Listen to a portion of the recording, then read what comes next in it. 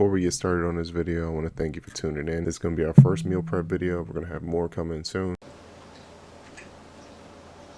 Yeah, this is good. I like this.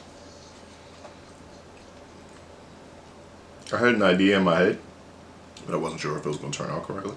About doing this for a while now, so we're going to get started. So first things first is you want to have rice, of course. Get the rice started first. Make sure you get that rinsed nice and clear. You don't want any of that starchy water, especially because we're using sticky rice, so we want our rice to be nice and fluffy, but also very sticky, if that makes sense. This video is going to be focused less on the exact ingredient count or weights, just because we're feeding myself, which is like feeding 3 people at once. So I'm making a portion. I'm making the food for be about 3 portions, which is really just enough for me to eat like 1 or 2 meals for real. Rice, I always make an excessive amount because I eat rice almost with everything, unless it's like, unless I'm having pasta or bread, but we'll have videos for that soon too. You always want to season rice first before you start cooking it, so that it gets a nice good even coating of seasoning everywhere, instead of you trying to season rice afterwards. It does not work, the secondary option. Do it the former way. Season it first, then cook it.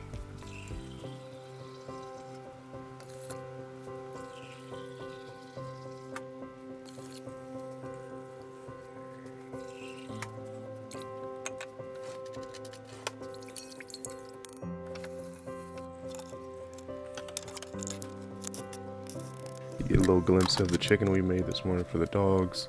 As you can see, the pressure cooker is getting put to work. We're constantly using this thing every day, so it's getting a mess. Got to clean it regularly, so make sure you get active.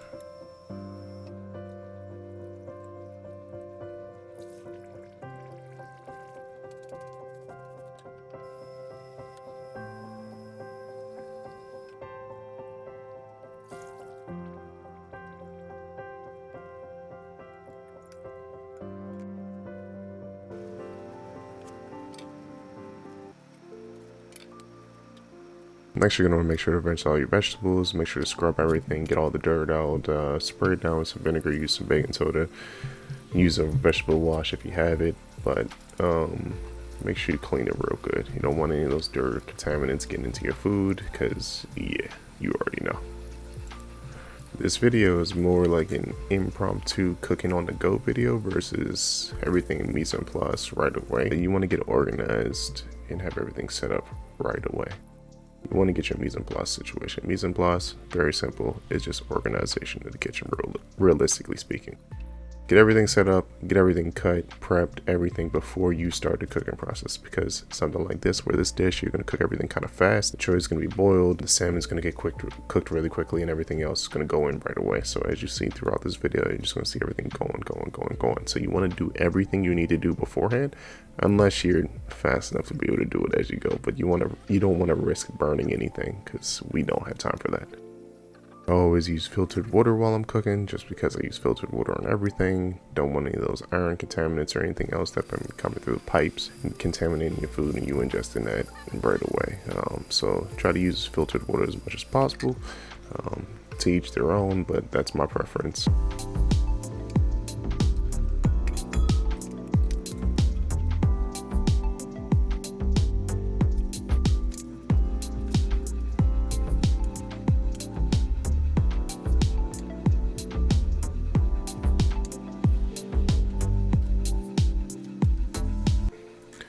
The Shanghai bok choy is going to be really cooked quick. We're going to boil it, and then we're going to shock it in some really cold water. We're not going to use any ice because I don't keep ice on hand that often. So we're going to shock it in cold water, give it a quick couple rinses in cold water, dump, release, dump, release, dump, release, and then let it sit for a little bit. We're going to shred the carrots using a peeler. Mushrooms, we're going to cook how they are. And onions, we're going to cut up and use those for garnish, except for the white ends. We're going to cook those with the leeks.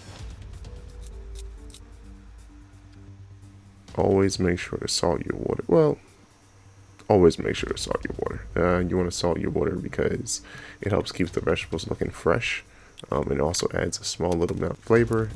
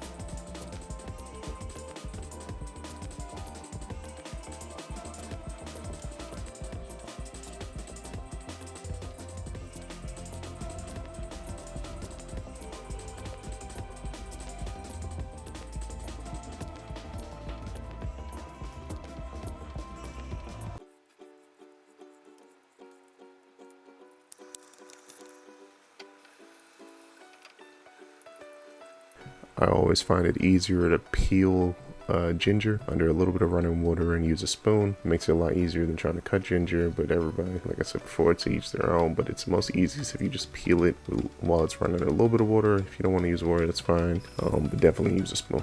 Definitely use a spoon. It makes the job a whole lot easier.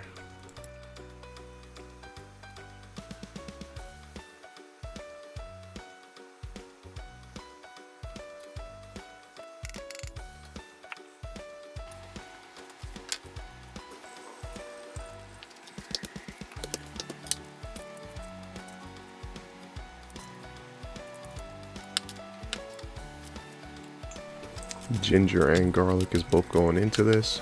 We're not going to be using the onions because we have the leeks, which is going to replace our onions for us, but we're going to help use those aromatics to help season and flavor up this meal.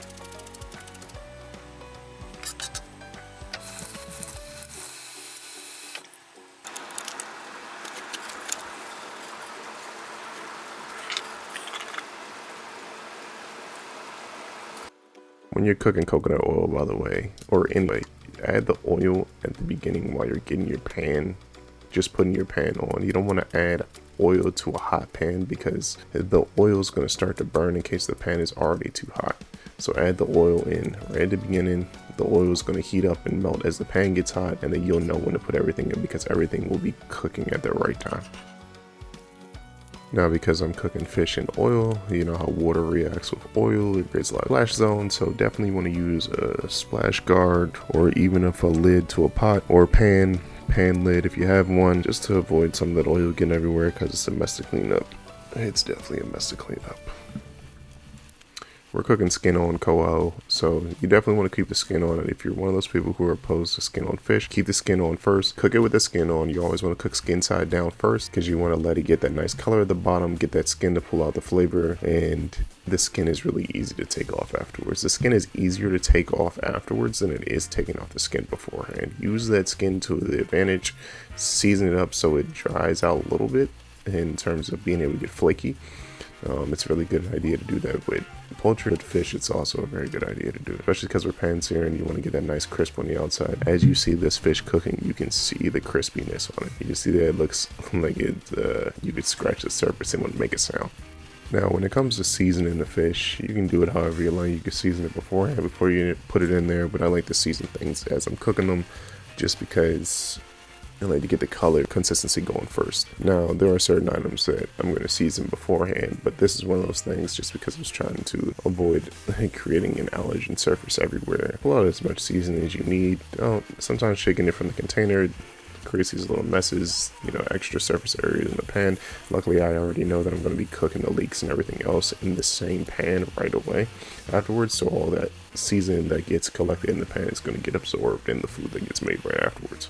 Now, if you're wondering when you're supposed to be able to turn the fish, a good rule of thumb for anything that you're pan searing or cooking just in general, watch the sides of it. As you see the color is changing from the bottom to the top, it's a good reason why you want to cook skin side down, because you don't want to burn the flesh right off the bat and overcook it. The color is going to change from the bottom to the top. You can see that the salmon starts to change a different color, and then that's a good time to flip it once it gets about halfway there.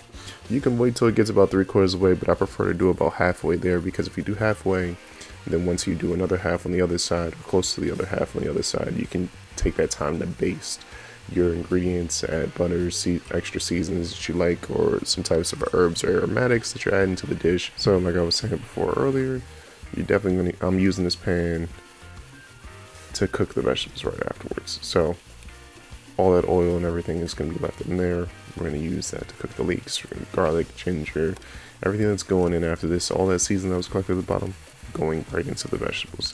Easy peasy lemon squeezy.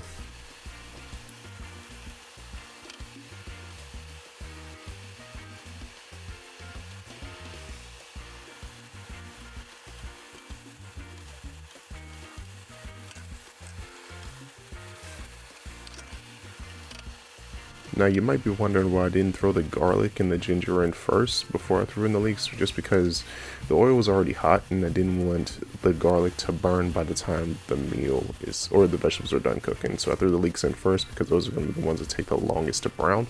You get a nice good color on them. You see the green onion, little white parts, we definitely got those in there, tossing them in there, get that extra flavor going, then add the garlic, add the ginger, then after that we're going to add the mushrooms, season it up just a little bit, then add the carrots. Now we originally were going to cook the carrots separately, but we're trying something different on this run. So add the carrots in, then we're going to add a little bit of rice vinegar just to add an extra bit of flavor to it. We're not going to overly season these vegetables because when we have this seasoning that we use on the fish and the flavor from the fish that was pulled out all in that pan, excuse me, we have everything from that cooking process from the fish to season the vegetables. So you don't need to go crazy seasoning things. You want to have that fresh flavor from vegetables, but at the same time, everybody likes a little bit of seasoning. So don't go crazy. You're not trying to give yourself a heart attack. We're trying to use things that bring out flavors and taste versus adding just saltiness. Now, you don't have to add wine if you don't want to, but I had an open bottle of wine that I used the other day for another meal prep video I'll be posting soon for some chicken. We're going to use a Salmon Blanc here, just a white wine. You can use whatever wine you like, but keep an idea of the acidity of wines and dryness and sweetness of wines are going to affect the way your food tastes, so make sure you choose a wine within range of the foods.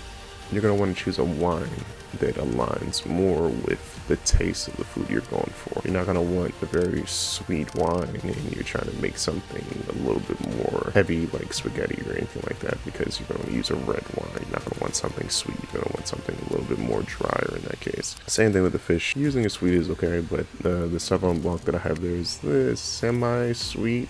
I don't even want to say it's semi-sweet. It's really just like medium. It's more on the drier side, but it does have a sweetness to it, but it's definitely more on the drier side. You can see a little bit of my process of how I go through about plating the food and choosing which piece to actually plate, how much to go about. Typically, if you've seen my posts on Instagram, you can see that I tend to take a lot of pictures of food. There are definitely a lot more pictures of food that I haven't posted, but sometimes the plate itself needs to be exchanged, or you might need to use a bowl, or the amount of food you have is too little or too much, and there's certain things that the colors might be off. So just, you gotta find a good balance. But if you're not worried about what it looks like and you're about to just eat, enjoy the food. But if you're trying to make it a little bit more presentable, take a little bit extra time. Make sure you wipe the bowl. If you're getting stuff splashed on the side, Itadakimasu! Now let's find out what this actually tastes like. Let's see if we did a good job before we did something horrible. Things can happen.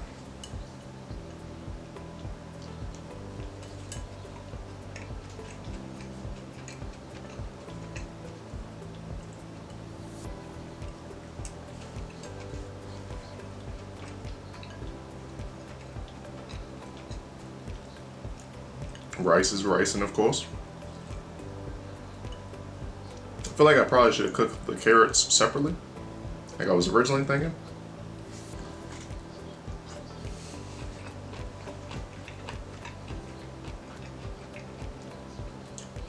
Alright. There goes that hot pepper powder right there. Got a little in kick right there.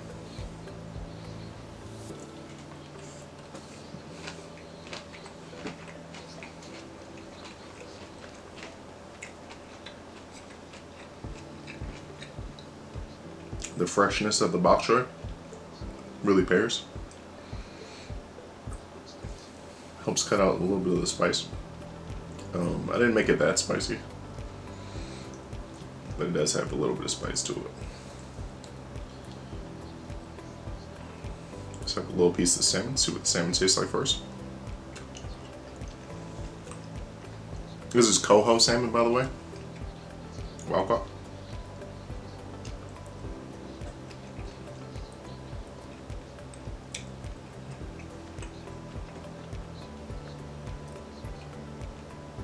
Alright, let's try a little bit of everything.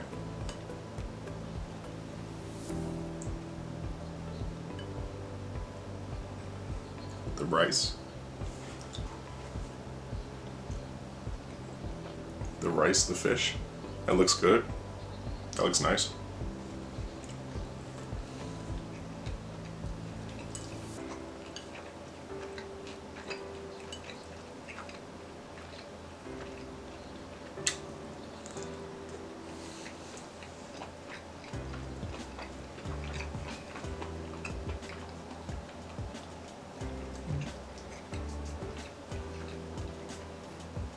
Yeah, I fucks with it.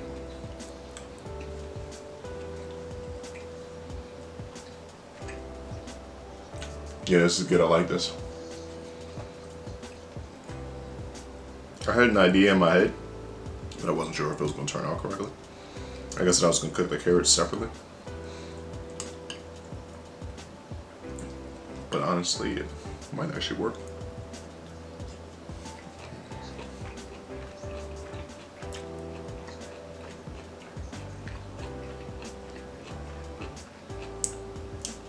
Probably should have cut the choy in half so that it'd be easier to add to the food. But it's okay. No biggie. Even though we probably only got like maybe 2 more bites worth of food left. We can always add some seaweed. Oh my goodness. Sheesh. Seaweed.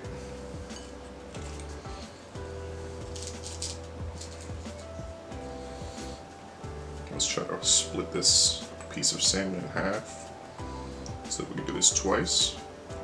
Oops. The skin is still attached. No problem. I'm trying to break the skin in half. That's not exactly easy to do with chopsticks. I'm not that level of pro.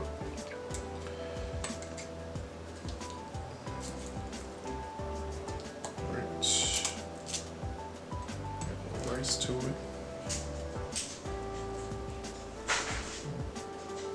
A little rice added.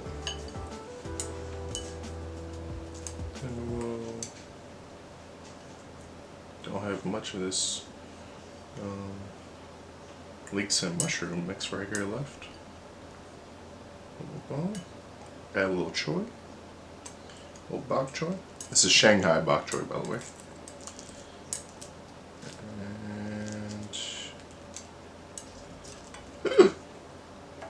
My seaweed is breaking.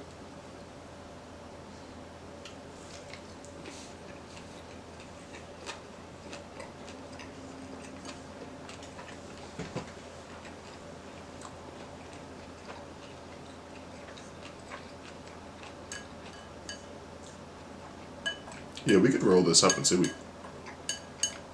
That's good too.